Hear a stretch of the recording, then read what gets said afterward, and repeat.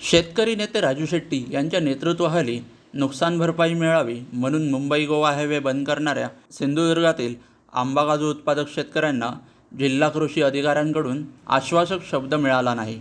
अखेर मुंबई गोवा हायवेवर चक्काजाम केलेले शेतकरी राजू शेट्टींसह चालतच कणकवलीच्या दिशेने निघाले. दरम्यान जिल्हाधिकारी तृप्ती धोडमिसे यांनी स्वतः आंदोलनकर्त्यांना सामोरे जात शेतकरी नेते शेट्टी यांची भेट घेऊन चर्चा केली.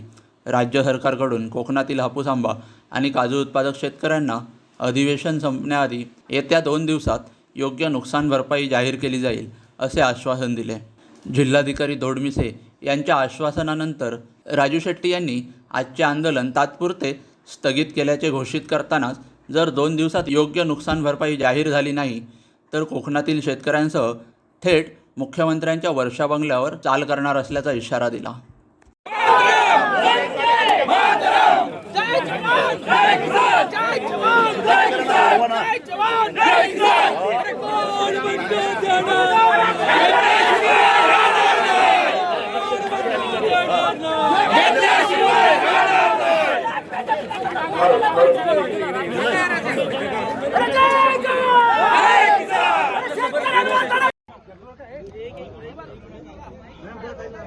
थोडे जिल्हा कृषी अधिकारी त्याबरोबरच या ठिकाणचे प्रांत हे अधिकारी पुढे जातील. सर्व शेतकऱ्यांनी त्यांना पुढे सोडायचं आहे.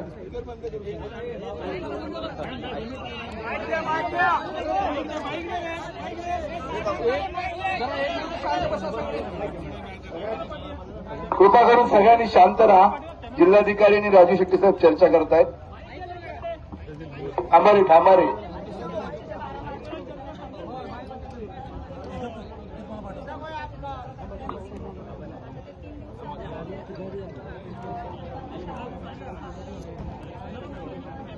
काही व्यापाऱ्यांनी ॲडव्हान्स दिलेला आहे त्याच्यावर 12% 10% व्याज लावतो. सावकारीचं लायसन नाही आहे त्यांच्याकडे. एक तर त्याच्यावर कारवाई झाली पाहिजे किंवा त्यांचं लायसन रद्द झालं पाहिजे.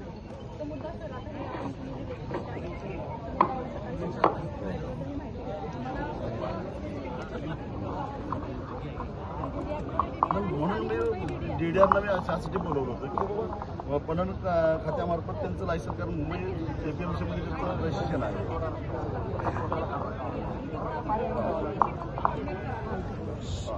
आणि एखाद्यानं जर तक्रार केली तर त्याचं लायसन रद्द केलं पणनकडे येते. हो तेच ना, त्या व्यापाऱ्याचं बाजार समितीचं लायसनच रद्द करायचं, कारण त्याला व्याज घ्यायचा अधिकारच नाही आणि शेतकऱ्याच्या अज्ञानाचा गैरफायदा घेतो. 12% व्याज लावतो. हो त्यासाठी ते होणार 2-3 करायला बाकीच्या. आणि त्यावेळी सांगली कोल्हापूर साताऱ्याला जो प्रचंड महापूर आलेला होता, त्या महापुरामध्ये पुरात नष्ट झालेल्या पिकावर काढलेलं जे कर्ज आहे ते थकीत नसलं तरी सुद्धा माफ केलेलं होतं. आणि मग तोच निर्णय, तोच नियम, तोच शासन निर्णय आता कोकणाच्या शेतकऱ्यांच्यासाठी लावा. आणि आता जे काय 30 जूनच्या पूर्वी तुम्ही काही कर्जमाफी करणार आहे त्याच्यामध्ये कोकणातल्या शेतकऱ्याचा समावेश करा, एवढंच आमचं म्हणणं आहे. काय चुकीचं नाही आहे. कारण ज्या आंब्याच्या कलमावर तुम्ही कर्ज काढलंय त्याचं कर्ज थकीत जाणार आहे 30 जूनला. आणि राष्ट्रीयकृत बँकेचं काढलेलं असेल तर 31 मार्चला होणार आहे. पण सरकारचं धोरण काय आहे, 30 सप्टेंबर 2025ला जे थकीत असतील त्यांनाच माफी मिळेल. त्याला अपवाद कोकणातल्या काजू आणि आंबा उत्पादक शेतकऱ्याला केला पाहिजे, ही आपली मागणी आहे. आणि त्या संदर्भामध्ये सरकारची भूमिका आम्हाला ऐकून घ्यायची आहे. हेक्टरी 5 लाख रुपये आपण आंब्याला म्हणजे कलमाला 5,000 रुपये आणि हेक्टरी 3 लाख रुपये आपण काजूला मागतोय. त्या संदर्भामध्ये एक पॅकेज, मग त्यातलं केंद्रातले पैसे घ्या, राज्यातले पैसे घ्या, मग दोन्ही मिळून किमान 5 लाख रुपये हेक्टरी मिळालेच पाहिजेत आंब्याला आणि 3 लाख रुपये काजूला मिळाले पाहिजे. ही आमची ठाम भूमिका आहे. त्या संदर्भामध्ये त्यांनी असं आपल्याला कळवलंय, पत्र आणलेलं आहे त्यांनी, की आज अधिवेशन चालू असलं तरी सुद्धा कामकाज होऊ शकलेलं नाही. मंत्र्यामधलं असणारं गँगवार साताऱ्याचं तुम्ही बघितलेलं आहे आणि तो कुठला लिंग पिसाट खरा त्याच्यावरच सभागृह बंद पडायला लागलेला आहे. पण आम्ही मतं निवडून दिलेल्यांना कोकणातला शेतकरी रस्त्यावर उतरलेला याची काही फिकीर नाही. त्यामुळं जिल्हाधिकाऱ्यांचं म्हणणं आहे की उद्या किंवा परवा दिवशी तर अधिवेशनाचा समारोप आहे. मुख्यमंत्री कार्यालयाने त्यांना असंच कळवलेलं आहे की अधिवेशन संपवण्याच्या पूर्वी म्हणजे 25 तारखेपूर्वी आम्ही भरीव पॅकेज आम्ही जाहीर करणार आहोत आणि ते घोषणा सभागृहात करणार आहोत. आता मी बराच काळ सभागृहामध्ये काम केलेलं आहे, विधानसभेत केलेलं आहे, लोकसभेत केलेलं आहे. तिथले नियम कायदे कानून मला माहिती आहे. जेव्हा एखाद्या सभागृहाचं कामकाज चालू असतं त्या काळामध्ये काही धोरणात्मक निर्णय सभागृहाच्या बाहेर जाहीर करता येत नाही. सरकारवरही काही बंधनं असतात, ते सभागृहामध्येच जाहीर करावी लागतात. ही सरकारची अडचण आम्ही मान्य करतो. सरकारकडे फक्त 2 दिवस आहे. 2 दिवसामध्ये सरकारनं काही ना काही जाहीर केलं पाहिजे. काही ना काही म्हणजे आम्ही 5 लाखाच्या खाली 1 रुपया येणार नाही. बरोबर आहे. 3 लाखाच्या खाली 1 रुपया येणार नाही. बरोबर आहे काय? बस त्याच्यानंतरचा मुद्दा आहे जो जिल्हाधिकाऱ्यांच्या लेवलला आहे. त्यांनी एक पत्र आणलेलं आहे. जी तक्रार आपली आहे, या औषध कंपन्या MRP बाबत शेतकऱ्यांची फसवणूक करतात, त्यांना फसवतात.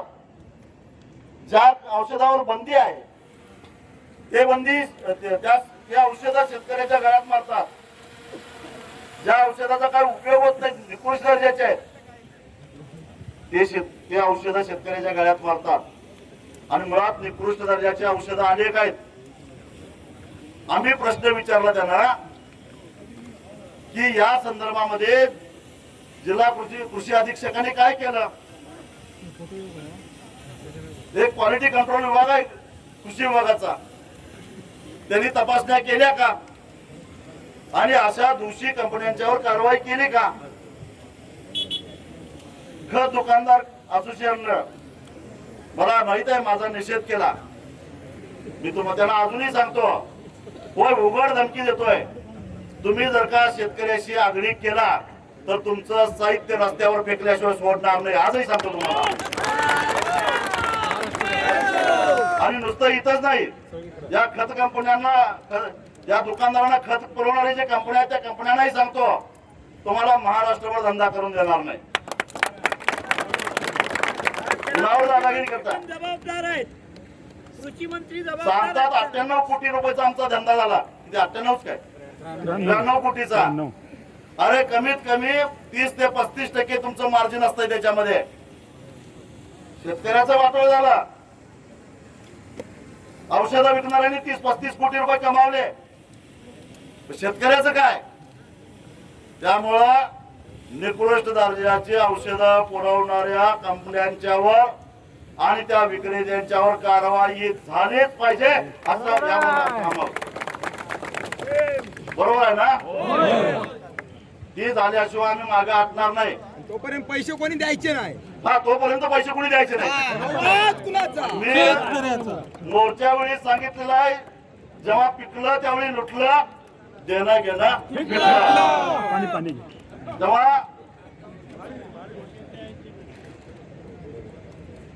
ही आगळीक आम्ही सहन करणार नाही. कुठं जायचं तिथं जा, काय फरक पडत नाही आम्हाला. तक्रार घेऊन आमच्या विरोधात विनाकारण आंदोलन करणाऱ्या शेतकऱ्यांच्या मागे काही चौकशी लावल्या. मॅडम, तुमच्या त्या एक महसूल खात्याच्या लोकांनी आमच्या काही चिरेखानेवाल्यांच्या कार्यकर्त्यांच्यावर दंड केलेला आहे. 1.5 लाख रुपये दंड केलेला आहे. चुकीचं असेल तर मी समर्थन करणार नाही, पण सगळ्यांच्या चुका तपासा आणि तपासता येत नसतील तर मी आणून देतो यादी आणि मग उभा राहून त्यांच्यावर कारवाई करावी लागेल.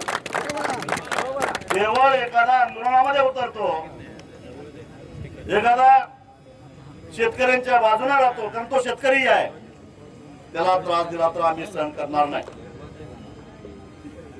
तेव्हा माझी सगळ्यांना विनंती आहे, तुमच्याकडे जे काही सॅम्पल शिल्लक आहे त्याच्या पावत्या आणि ते सॅम्पल जिल्हा कृषी अधीक्षकांच्याकडे रीतसर तक्रार करा. त्या औषधाचा कशी कारवाई होत नाही मी बघतो. आलं का लक्षात? जे सॅम्पल तुमच्याकडे थोडंफार शिल्लक राहिलेलं आहे आणि त्याची पावती ते जिल्हा कृषी अधीक्षक यांच्याकडे तक्रार करा. त्याचे नमुने तपासण्यात येतील. बरोबर आहे ना मॅडम?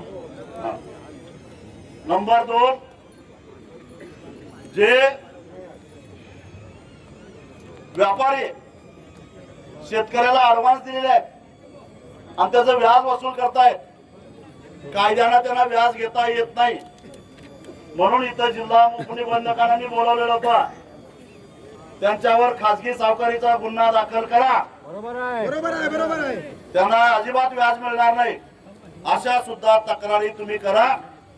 1-2 लायसन वाशिम मार्केट मधल्या बड्या व्यापाऱ्यांचं रद्द झाल्याशिवाय ही प्रवृत्ती संपणार नाही, हे लक्षात ठेवा.